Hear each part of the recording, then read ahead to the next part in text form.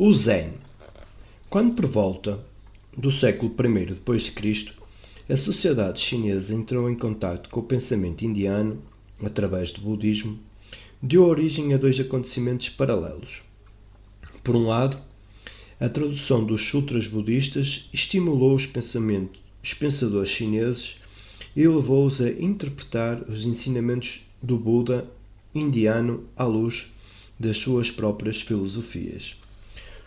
Surgiu assim uma frutuosa troca de ideias, a qual culminara, como já foi mencionado, na Escola Chinesa de Budismo, Huayan, em sânscrito Avantanska, e na Escola Japonesa Kegon. Por outro lado, o pragmatismo da mentalidade chinesa respondeu ao impacto do budismo indiano, concentrando-se nos seus aspectos práticos, desenvolvendo-os numa espécie distinta de disciplina espiritual à qual foi atribuído o nome de Chan, uma palavra traduzida por meditação. Esta filosofia Chan foi provavelmente adotada pelo Japão por volta de 1200 d.C., tendo-se aí desenvolvido sob o nome de Zen como uma tradição viva até à atualidade. O Zen é, assim, uma fusão única das filosofias e idiosincrasias de três diferentes culturas. É uma forma de vida tipicamente japonesa e, no entanto, reflete o misticismo indiano, a afeição taoísta pela naturalidade e espontaneidade e o pragmatismo minucioso da mentalidade confuciana. Apesar do carácter bastante especial, o Zen é puramente budista na sua essência, pois que o seu propósito não é outro que o do próprio Buda, alcançar um estado iluminado, uma experiência conhecida em Zen como Satori. O conhecimento iluminado é a essência de todas as escolas de filosofia oriental, mas o Zen é único ao concentrar-se exclusivamente neste modo de sentir, não se interessando por qualquer outra interpretação. Nas palavras de Suzuki, Zen é disciplina num estado iluminado. Do ponto de vista Zen, o despertar de Buda e os seus ensinamentos, que todos têm possibilidade de alcançar esse despertar, são a essência do budismo. Toda a restante doutrina, tal como se encontra explanada nos volumosos sutras, é tida como suplementar. O sentir Zen é, pois, o de Satori, e como este conhecimento, em último caso, transcende todas as categorias de pensamento, o Zen não está interessado em qualquer tipo de abstração ou conceptualização. Não possui qualquer filosofia ou doutrina particular, nenhum tipo de credo ou dogma, e afirma que esta libertação de todas as formas fixas de crer o tornam verdadeiramente espiritual. Mais do que qualquer outra escola do misticismo oriental, o Zen está convencido que as palavras nunca podem expressar a verdade última. Esta convicção deve ter sido herdada do taoísmo, o qual apresenta a mesma atitude de não compromisso. Se alguém pergunta acerca do Tao e o outro responde, diz Chuang Tzu, então nenhum dos dois o conhece. E, no entanto, o conhecimento Zen pode ser transmitido de professor para aluno, e assim foi, por muitos séculos, através de métodos inerentes a esta filosofia. Num resumo clássico de 4 linhas, o Zen é descrito como uma transmissão especial exterior às escrituras, não encontrada em palavras ou letras, apontando diretamente à mente humana, vendo a nossa própria natureza e atingindo o estado de Buda. Esta técnica de apontar diretamente constitui uma característica especial própria do Zen. É típica da mentalidade japonesa, que é mais intuitiva que intelectual e que prefere apresentar os fatos como factos sem mais comentários. Os mestres Zen não são dados à prolixidade e desprezam toda a teorização e especulação. Assim, desenvolver os métodos que apontam diretamente para a verdade pela ação de palavras súbitas e espontâneas que expõem paradoxos do pensamento conceptual e, tal como os koans, que já mencionei, são supostas parar o processo de pensamento para que o estudante se prepare para a experiência mística. Esta técnica fica bem ilustrada pelos exemplos seguintes que relatam uma curta conversa entre mestre e discípulo. Nestes diálogos, que constituem a maioria da literatura zen, os mestres falam o menos possível e usam as palavras para desviarem a atenção dos discípulos dos pensamentos abstratos para a realidade concreta. Um monge, pedindo conselho, disse Bodhidharma: "Não tenho paz nem alma. Rogo-lhe que pacifique a minha mente." "Traz a tua mente até mim", respondeu Bodhidharma, "e eu pacificá-la-ei." "Mas quando eu procuro a minha própria mente", disse o monge, "não a consigo encontrar." "Aí está", exclamou o Bodhidharma, "eu pacifiquei a tua mente." O monge disse a Jojo: "Acabei de entrar para o mosteiro. Por favor, ensine-me." Jojo perguntou: "Comeste a tua papa de arroz?" O monge respondeu: "Sim, comi." Jojo disse: "Então seria melhor lavares a tua escudela." Estes diálogos fazem surgir outro aspecto que é característico do Zen. Esclarecimento em Zen não significa um abandonar do mundo. Antes, pelo contrário, denota uma participação ativa nos assuntos do cotidiano. Este ponto de vista fez um enorme apelo à mentalidade chinesa, a qual atribui uma grande importância a uma vida prática, produtiva, e à noção de perpetuação da família, não podendo aceitar o carácter monástico do budismo indiano. Os mestres chineses ressaltaram sempre o fato de Chan, ou Zen, ser o nosso sentir diário, a mente cotidiana, como proclamava Ma Tzu. A sua atenção centra-se num despertar diário e tornaram claro que encaravam o viver cotidiano não só como um caminho para um estado iluminado, mas também como um estado iluminado em si mesmo. Em Zen Satori, significa o sentir imediato da natureza de Buda em todas as coisas. Em primeiro lugar, e como fator primordial, estão os objetos, os acontecimentos e as pessoas envolvidas na vida cotidiana, de tal forma que, ao enfatizar os aspectos práticos da vida, o Zen não deixa de ser profundamente místico. Viver completamente o presente e dar uma atenção completa aos acontecimentos diários é uma forma de se atingir Satori, sentir o maravilhoso e o mistério da vida em cada ato. Quão assombroso é isto! Quão misterioso! Eu transporto combustível, eu elevo a água. A perfeição de Zen é então viver, natural e espontaneamente, a vida diária. Quando se pediu a Po Chang para que definisse Zen, ele disse: "Quando estou esfomeado como, quando estou sonolento durmo." Embora isto pareça simples e óbvio, como muitas outras coisas no Zen, é na realidade uma tarefa muito difícil. O reconquistar da naturalidade a nossa natureza original requer longo treino e constitui uma grande realização espiritual. Nas palavras de um famoso ditado Zen: "Antes de se estudar Zen, as montanhas são montanhas e os rios são rios. Enquanto se estuda Zen, as montanhas deixam de ser montanhas e os rios deixam de ser rios. Mas uma vez atingido o conhecimento, as montanhas são novamente montanhas e os rios novamente rios." O ênfase Zen na naturalidade e espontaneidade mostra claramente as suas raízes taoístas, mas a base para este fato é extremamente budista. É a crença na perfeição da nossa natureza original, o compreender que o processo de esclarecimento apenas consiste em nos tornarmos naquilo que éramos desde o princípio.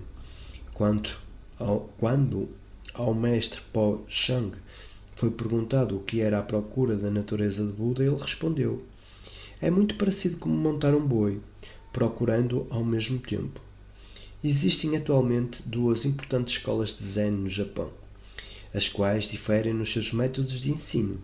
A escola Rinzai, ou súbita, emprega o método Koan, como já foi discutido no capítulo anterior, e atribui particular importância a encontros formais periódicos com o mestre, denominado Zazen, durante os quais os estudantes são inquiridos acerca da sua visão do Koan que estão empenhados em resolver. A resolução de um koan envolve longos períodos de uma intensa concentração que levam a um vislumbre inesperado do satori. Um mestre experimentado sabe quando é que o estudante está próximo de um estado iluminado e é capaz de o despertar para o satori através de atos inesperados, tais como uma pancada de um bastão ou um forte grito. A escola Soto, ou gradual, evita os métodos de choque da escola Rinzai, apontando para um amadurecimento gradual do estudante Zen, tal como a brisa da primavera que acaricia a flor, ajudando-a a florir. Invoca um estado de quietude e o usar do trabalho cotidiano como duas formas de meditação. Tanto a escola Soto como a Rinzai atribuem grande importância ao Zazen, ou meditação sentada, a qual é praticada nos mosteiros Zen diariamente durante muitas horas. A postura e a respiração corretas envolvidas nesta forma de meditação é a primeira coisa que cada estudante Zen deve aprender. No Zen Rinzai, ou Zazen, é emprego para preparar a mente intuitiva para o ato de lidar com o koan, e a escola Soto considera como o meio mais importante de ajudar o estudante a amadurecer e a evoluir para o satori. Mais do que isso, é tido como a verdadeira realização da natureza de Buda, mente e corpos fundidos numa harmoniosa unidade que dispensa qualquer melhoramento, tal como afirma um poema zen. Pacificamente sentado, sem nada a fazer. A primavera vem e a erva cresce por si só. A enorme influência zen na vida tradicional japonesa advém do fato de esta filosofia afirmar que o esclarecimento se manifesta nos acontecimentos cotidianos. Estes incluem não só a pintura, a caligrafia, o desenho de jardins, etc., e outros ofícios, como também atos cerimoniais, tais como servir o chá ou o arranjo de flores, e as artes do arco, espada e judo. Cada uma destas atividades é conhecida no Japão como Do, isto é, um tal ou caminho em direção ao conhecimento.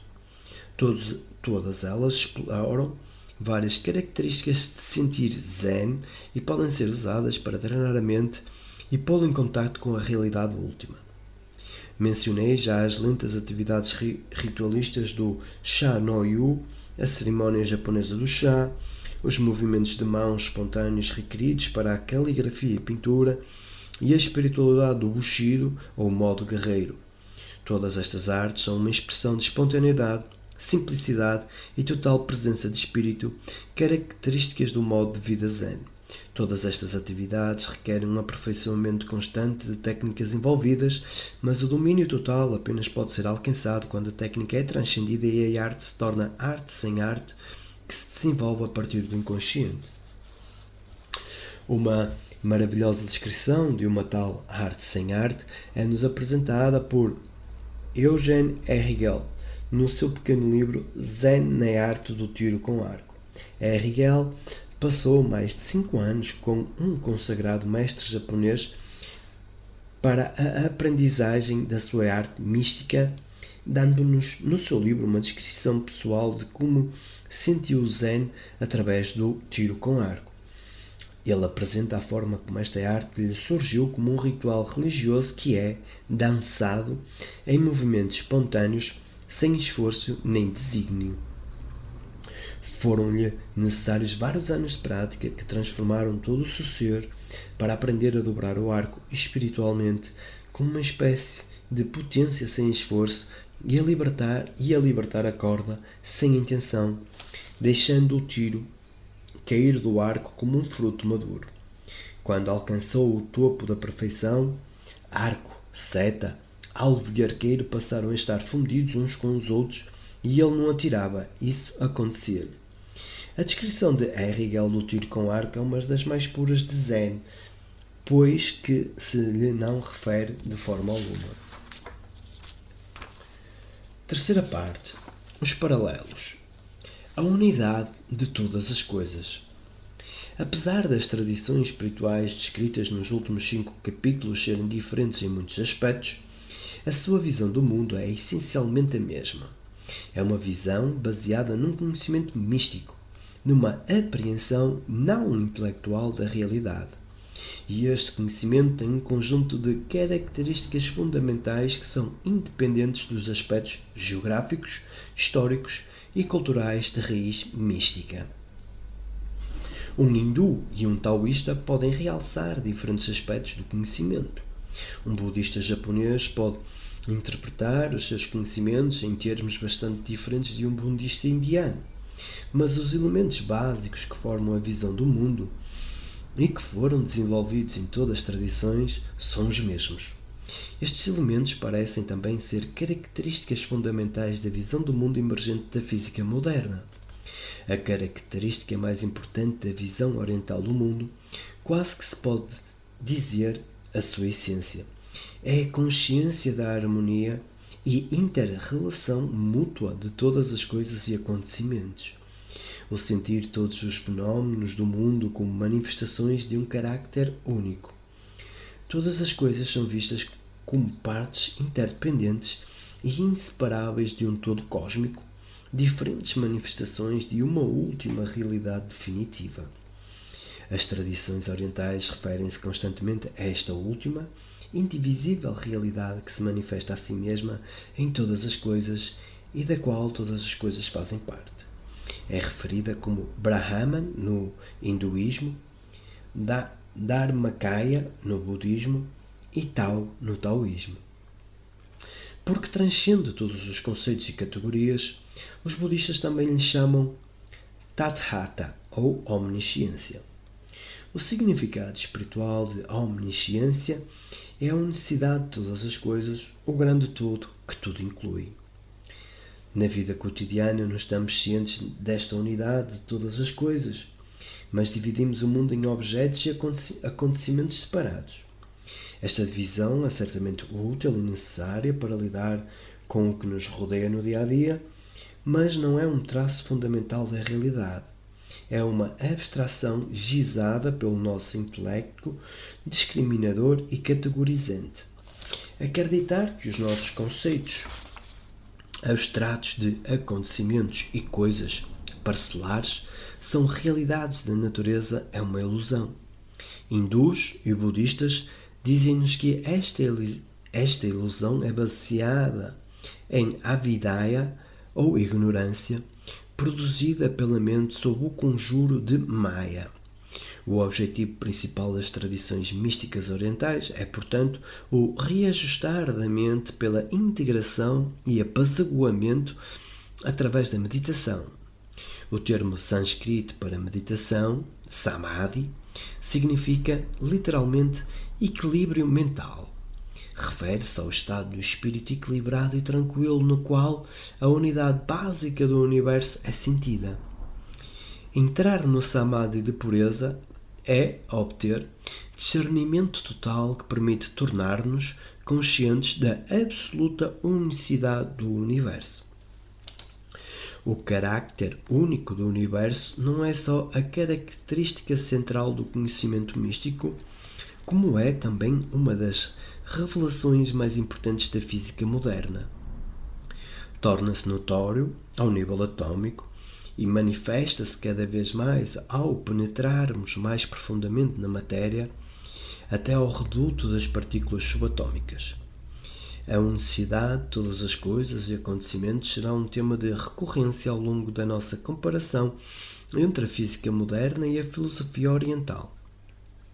Ao estudarmos os vários modelos da física subatômica, veremos que eles expressam, sucessivamente, sob formas diferentes, o mesmo conteúdo, que os constituintes da matéria e os fenómenos básicos que os envolvem estão todos interligados, interrelacionados e interdependentes. Não podem ser entendidos como entidades isoladas, mas apenas como partes integrantes de um todo.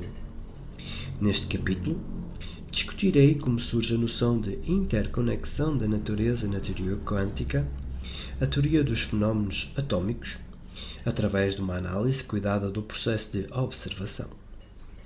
Antes de entrar nesta discussão, devo voltar à distinção entre estrutura matemática da teoria e a sua interpretação verbal.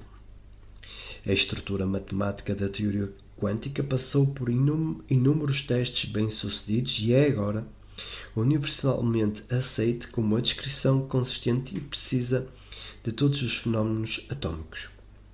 A interpretação verbal, por outro lado, isto é, a metafísica da teoria quântica, situa-se num terreno pouco sólido. De facto, há mais de 40 anos que os físicos não têm podido fornecer um claro modelo interpretativo. A discussão que se segue é baseada na comumente chamada interpretação de Copenhaga da teoria quântica, que foi desenvolvida por Bohr e Heisenberg nos finais dos anos 20, continuando a ser um modelo mais sufragado.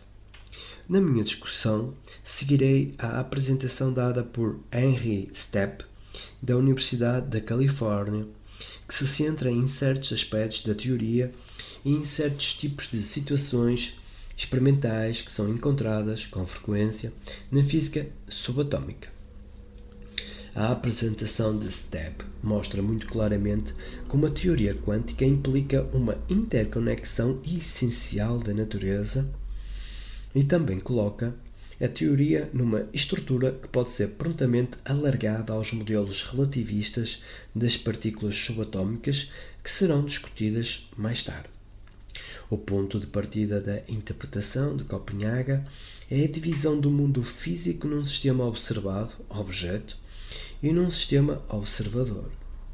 O sistema observado pode ser um átomo ou uma partícula subatômica, um processo atômico, etc.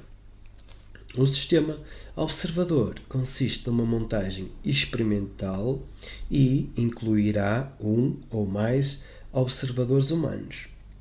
Surge agora uma séria dificuldade do fato de os dois sistemas serem tratados de forma diferente. O sistema observador é descrito em termos de física clássica, mas estes não podem ser usados consistentemente para a descrição do objeto observado. Sabemos que os conceitos clássicos são inadequados ao nível atômico e, no entanto, temos de usá-los para descrever as nossas experiências e expressar os seus resultados. Não há forma de escapar a este paradoxo. A linguagem específica da física clássica é apenas uma especialização da linguagem do nosso dia-a-dia e é a única linguagem que temos para comunicar os nossos resultados experimentais. Os sistemas observados são descritos em teoria quântica em termos probabilísticos. Isto significa que nunca podemos prever com rigor onde estará uma partícula subatômica num determinado instante ou como ocorrerá um processo atômico. Tudo o que se pode fazer é calcular as probabilidades. Por exemplo, a maior parte das partículas subatômicas conhecidas atualmente são instáveis, isto é, desintegram-se ou decaem em outras partículas após um certo intervalo de tempo. Não é possível, no entanto, prever com exatidão este tempo. Podemos apenas saber a probabilidade de decaimento após um certo tempo ou, por outras palavras, o tempo de vida médio de um grande número de partículas de uma mesma espécie. O mesmo se aplica ao modo de decaimento.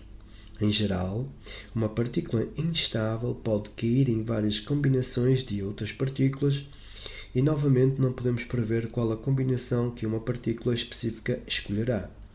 Tudo o que podemos prever é que um grande número de partículas, 60%, por exemplo, decairão de uma certa forma, 30% de outra forma e 10% de uma terceira forma. É claro que tais predições estatísticas necessitam de muitas medições para serem verificadas. De facto, nas experiências de colisões, na física de altas energias, são registadas dezenas de milhares de colisões, sendo de seguida analisadas para que possa ser determinada a probabilidade da ocorrência de um certo processo. É importante perceber que a formulação estatística das leis da física atômica e subatómica não traduzem a nossa ignorância da situação física à imagem do manejo probabilístico das companhias de seguros e jogadores. Em teoria quântica, começamos a conceber a probabilidade como uma característica fundamental da realidade atômica que governa todos os processos e até mesmo a existência da matéria. As partículas subatómicas não existem com certeza em lugares definidos, mas mostram sim tendência para existir, e os acontecimentos não ocorrem com precisão em formas e tempos definidos, mas mostram sim tendência para ocorrer. Não é possível, por exemplo, dizer com precisão onde se encontrará um elétron num átomo num determinado instante. A sua posição depende da força atrativa que o liga ao núcleo atômico e à influência que os outros elétrons sobre ele exercem. Estas condições determinam o padrão de probabilidades que representam as tendências do elétron para se encontrar em várias zonas do átomo. A figura abaixo mostra algumas visualizações de tais padrões de probabilidade. São imagens com fundo preto e com padrões mais claros. É possível encontrar o elétron nos locais onde os padrões são mais brilhantes e haverá menos hipóteses de ser encontrado onde forem mais escuros. O fato importante é que todo o padrão representa o elétron num determinado instante. No interior do padrão não se pode falar acerca da posição ocupada pelo elétron, mas somente acerca das suas tendências para se encontrar em certa zona. No formalismo matemático da teoria quântica, estas tendências, ou probabilidades, são representadas pela chamada função de probabilidade, uma entidade matemática que está relacionada com a probabilidade de encontrar um elétron em vários locais em vários instantes.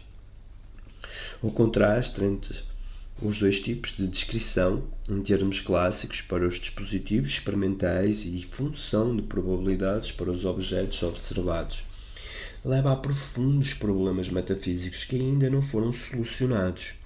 Todavia, na prática, estes problemas são torneados por uma descrição do sistema observador em termos operacionais, isto é, em termos de instruções que permitem aos cientistas montar e efetuar as suas experiências. Desta forma, os dispositivos de medição e os cientistas estão efetivamente juntos num sistema complexo que não tem partes dissonantes, claramente definido, e assim a montagem experimental não tem de ser descrita como uma entidade física isolada. Para avançar na discussão do processo de observação, será útil tomar um exemplo concreto. E a entidade física mais simples que pode ser usada é uma partícula subatómica como o elétron. Se quisermos observar e quantificar tal partícula, temos de, em primeiro lugar, isolá-la ou até criá-la num processo a que se pode chamar o processo de preparação. Uma vez a partícula preparada para a observação, as suas propriedades podem ser quantificadas e isto constitui o processo de medição. A situação pode ser representada simbolicamente da seguinte forma: uma partícula é preparada na região A, desloca-se de A para B e é quantificada na região B. Na prática, ambos os processos de preparação e de medição da partícula podem ser constituídos por toda uma série de processos complicados. Nas experiências de colisões, na física de altas energias, por exemplo, a preparação das partículas usadas como projéteis consiste em acelerá-las ao ponto de um percurso circular até que a sua energia seja suficientemente elevada. Este processo é efetuado no que se chama um acelerador de partículas. Quando é atingida a energia necessária, as partículas são obrigadas a abandonar o acelerador A e deslocam-se para uma área alvo B, onde vão colidir com outras partículas. Estas colisões têm lugar numa câmara de bolhas, onde as partículas produzem rastros visíveis, os quais podem ser fotografados. As propriedades das partículas são então deduzidas por análise matemática dos rastros registados. Tal análise pode ser bastante complicada e é geralmente efetuada com o auxílio de computadores. Todos estes processos e atividades constituem um ato de quantificação. O ponto importante nesta análise da observação é que a partícula constitui um sistema intermédio que une os processos A e B. Ela existe e tem significado apenas neste contexto, não como uma entidade isolada, mas como uma interconexão entre os processos de preparação e medição. As propriedades da partícula não podem ser definidas independentemente destes processos. Se o modo como é feita a preparação ou a medição muda, as propriedades das partículas também mudam. Por outro lado, o fato de falarmos acerca da partícula ou qualquer outro sistema observável mostra que temos em mente alguma entidade física que é primeiro preparada e depois medida. O problema básico à observação na física atómica é, então, nas palavras de Henry Stepp, que o sistema observado deve estar isolado por forma a ser definidora e, no entanto, intelectuante por forma a ser observado. Este problema é resolvido na teoria quântica de uma maneira pragmática pela exigência de que o sistema observado esteja livre de perturbações externas causadas pelo processo de observação durante o intervalo entre a preparação e subsequente medição. Tal condição pode ser cumprida se os dispositivos de preparação e medição estiverem separados por uma grande distância para que o objeto a observar possa deslocar-se efetivamente entre a região de preparação e medição. Qual deve ser então a distância? Em princípio deve ser infinita. Na perspectiva da teoria quântica, o conceito de uma entidade física distinta pode ser corretamente definido apenas se esta entidade estiver infinitamente distante dos agentes de observação. Na prática, isto é evidentemente impossível, nem é necessário. Temos de nos lembrar, nesta altura, da atitude básica da ciência moderna.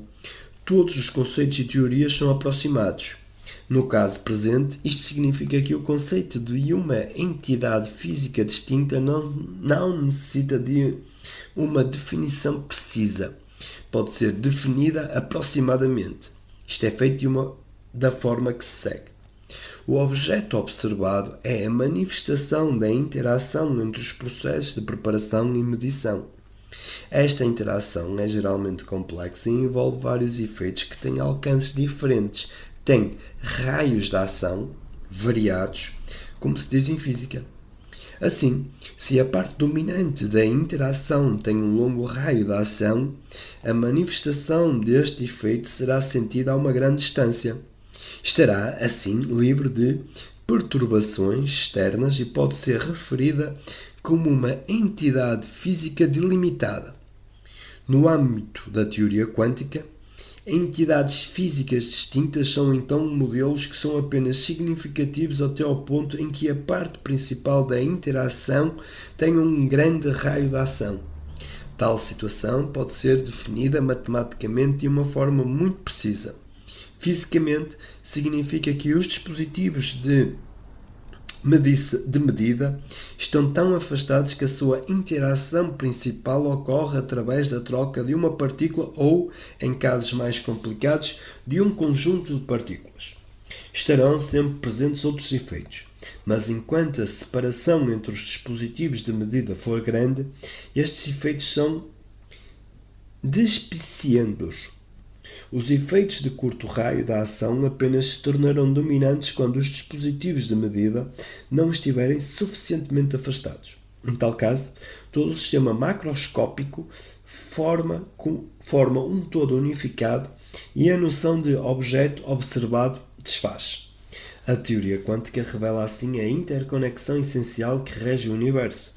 Mostra que não podemos decompor o mundo em pequenas unidades que existem independentemente. À medida que penetramos na matéria, descobrimos que ela é feita de partículas, mas estas não são os blocos básicos da construção descritos por Demócrito ou Newton. São apenas meras abstrações que se tornam úteis de um ponto de vista prático, mas que não têm realidade em si. Nas palavras de Niels Bohr, partículas isoladas de matéria são abstrações. As suas propriedades são definíveis e observáveis apenas através da sua interação com outros sistemas. A interpretação de Copenhaga da teoria quântica não é universalmente aceita. Existem várias outras contrapostas e os problemas envolvidos estão longe de estarem resolvidos. A interconexão de coisas e acontecimentos, no entanto, parece ser uma característica fundamental da realidade atômica, a qual não depende de qualquer interpretação específica da teoria matemática. A seguinte passagem de um artigo recente de David Bohm, um dos principais opositores da interpretação de Copenhaga, confirma este fato eloquentemente. É-se levado a uma nova noção de realidade não compartimentada que nega a ideia clássica de que o mundo pode ser analisado por parcelas separadas e independentes. Invertemos a noção clássica de que partes elementares do mundo são na realidade fundamental e que vários sistemas são meras formas contingentes e arranjos destas partes. Ao invés de dizermos que a ineludível interação quântica de todo o universo é uma realidade fundamental e que partes que se comportam de uma forma relativamente independente são meras particularidades e formas contingentes dentro do todo. A nível atômico, os objetos materiais da física clássica dissolvem-se em padrões de probabilidade, e estes padrões não representam probabilidades de coisas, mas sim probabilidades de interconexões. A teoria quântica força-nos a ver o universo não como uma coleção de objetos físicos, mas sim como uma complicada teia de relações entre as várias partes de um todo unificado. Esta é também a forma segundo a qual os místicos orientais têm sentido o mundo, e alguns deles exprimiram-no em palavras que são quase idênticas às usadas pelos físicos atômicos. Eis dois exemplos. O objeto material torna-se algo de diferente do que agora vemos, não um objeto separado de um fundo natural, mas sim uma parte indivisível e, até de uma forma subtil, uma expressão da unidade do todo que observamos. As coisas derivam a sua natureza e provir de uma dependência mútua e não são nada isoladamente. Se estas asserções pudessem ser tomadas como uma representação da natureza na física atômica, então as próximas, de físicos atômicos, por seu lado, podiam ser tomadas como uma descrição do sentido místico da natureza. Uma partícula elementar não é uma entidade que exista independentemente.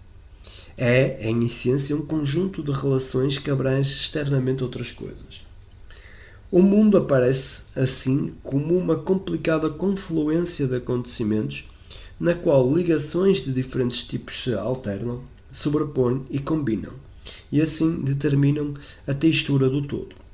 A imagem de uma teia cósmica interligada que emerge da física atômica moderna tem sido extensamente usada no Oriente para transmitir o sentido místico da natureza. Para os hindus, Brahman é o fio unificador da teia cósmica, o último aspecto de todo o ser.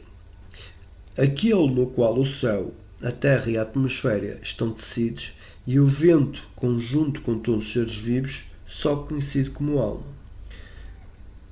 No budismo, a imagem de uma teia cósmica assume um papel ainda mais importante. O âmago do Avantasanka Sutra, uma das principais escrituras no budismo Mahayana, é a descrição do mundo como uma rede perfeita de relações mútuas onde todas as coisas e acontecimentos interatuam entre si de uma forma infinitamente complicada. Os budistas Mahayana desenvolveram muitas parábolas e comparações para ilustrar este inter-relacionamento universal, algumas das quais serão desenvolvidas mais tarde, em ligação com a versão relativista da teia filosófica na física moderna. A teia cósmica, enfim, assume um papel central no budismo tântrico, um ramo do Mahayana que surgiu na Índia por volta do século III d.C., e constitui hoje em dia a principal escola de budismo tibetano. Os escritores desta escola são chamados tantras, uma palavra cuja raiz sânscrita significa tecer e que se refere ao entrecho de todas as coisas e acontecimentos.